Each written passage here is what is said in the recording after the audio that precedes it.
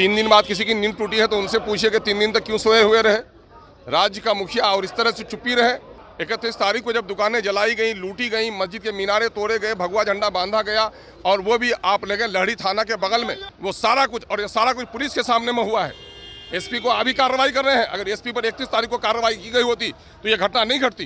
बिहार विधानसभा में एआईएम-आईएम के इकलौते विधायक और बिहार के प्रदेश अध्यक्ष अख्तरुल ईमान ने ससाराम और नालंदा में हुए घटना को लेकर प्रदर्शन किया।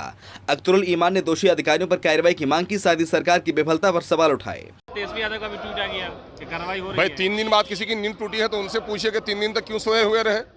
राज्य का मुखिया और इस तरह से चुप्पी रहे। 31 तारीख की रात को घटना हुई।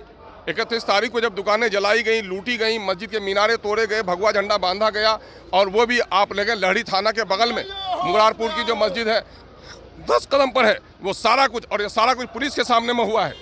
एसपी को अभी कार्रवाई कर रहे हैं। अगर एसपी पर 31 तारीख को कार्रवाई की गई होती तो ये घटना नहीं घटती। बीजेपी के लोगों ने हमेशा समाज में उपद्रव फैलाकर, समाज में दंगा करवाकर अपनी राजनीतिक रोटी सेकने का काम किया है। लेकिन मुझे हैरत है, वो नीतीश कुमार जी, उनका दूसरा मामला जैसा भी हो, इस मामले में वो चुस्त जुलूस रहते थे, लेकिन अब के बार इतना ढीले क्यों पड़े। लगता है कि वो भी चाहते हैं कि माइनॉरिटी के लोग खौफ पाएं तभी इनके गोद में आएंगे। तो कोई रोटी सेक रहा है और कोई रोटी से खेल रहा है। यही मामला हमारे साथ हो रहा है। कोई बॉल को लात इधर से मारता है, कोई उधर से मारता है। दोनों हाल में लौकी पर गिरे चाकू या चाकी पर गिरे लौकी, दोनों हाल में लौकी कटता है। इसलिए मुस्लिम अक़लियत का बुरा हाल है बिहार में। न जान, न इज्जत, न आबरू, न दुकान, न मकान, कोई चीज़ हमारी नहीं है।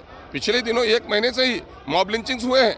आप देखा है, बाबर का मामला देखा आपने देखा, वहाँ पर कुरैशी का मामला देखा है। ये सारा कुछ मामला हो रहा है। लेकिन यहाँ तो इंतहा हो गई कि जिस राजगीर को सजाने में, जिस नालंदा को सजाने में नीतीश जी ने अपना पूरा रोल अदा किया है, वहाँ पर ऐसी घटना घटी है।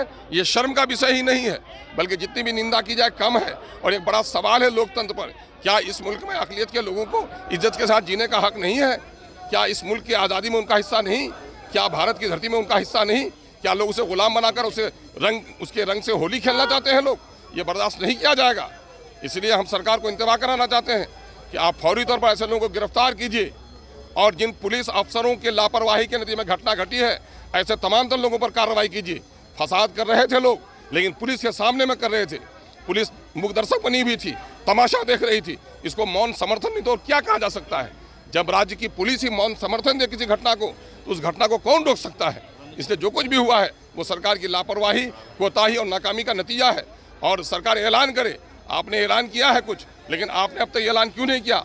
आप टैक्स लेते हो, मेरे जान की, मेरे माल की, मेरे इज्जत की, आबरू की पहरेदार हो, और आपने अब तक ऐलान नहीं किया कि जिन लोगों का क्षति हुआ है, क्षति का आकलन करके उनको मुआवजा दिया जाएगा। डिजिटल मॉल में 10 करोड़ का सामान लूट लिया गया। फुटेज है कि वहाँ से इलेक्ट्रॉनिक के सामान लोग ले जा रहे हैं। ये सारी तस्वीर है। क्यों नहीं वहाँ पर जितने सीसीटीवी हैं उनको अब तक खंगाला गया? अब मुजरिमों में जो सरगना है, सरगना लोग अभी भी फिर रहे हैं। ये सरफिरे फिर न जाने क्या करेंगे। इसलिए ये हमारे लिए बड़ा सवाल है और चिंता का विषय है। हमारी जान, माल, इज्जत, आबरू कोई भी, यकीनन है सदन में हूँ। उन्होंने कहा कि नीतीश कुमार की सरकार में अल्पसंख्यकों पर लगातार निशाना बनाया जा रहा है और सरकार मौन धारण करके बैठी हुई है। पटना से अभिषेक कुमार की रिपोर्ट।